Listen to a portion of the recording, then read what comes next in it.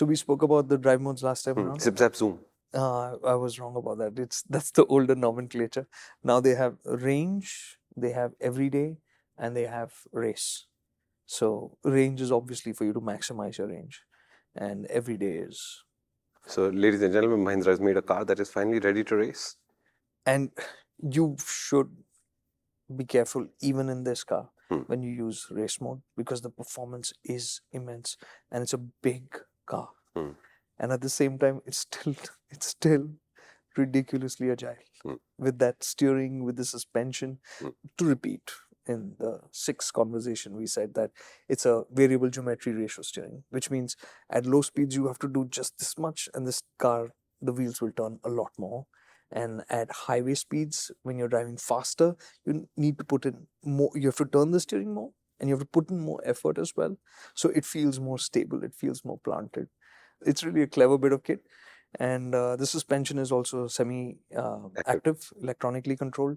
So even though it's big and it feels plush and all of that, when you start driving fast, you see it just kind of, it manages itself really nicely. And again, did some rough roads on this.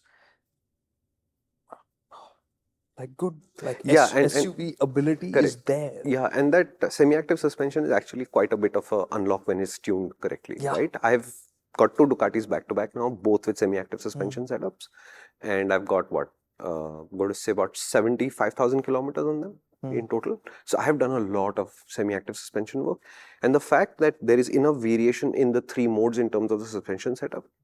When you hit different kinds of roads, you can get that motorcycle to do different things at different speeds, which sounds really complicated, but your fundamental experience doesn't change. Where that decision saying, that looks tricky, should I slow down? It becomes a much simpler decision than before, and that alone is worth it. Yeah. So in this regard, again, large wheels standards are 19s. So there's a little bit of confusion here, because we've been told that the XEV was supposed to come with 20 inches, 20-inch rims on the high variants. It's also 19s and 20s as options.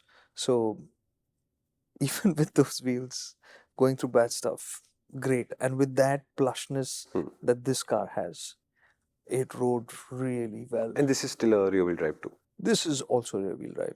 So the Inglo platform primarily is rear-wheel drive. They have the option of adding a motor at the front as well. The basics to cover up, this has the option of a 230 horsepower motor, or the one that we drove, which is a 280 something horsepower motor, so which is a lot of power, 380 Newton meters of torque on both.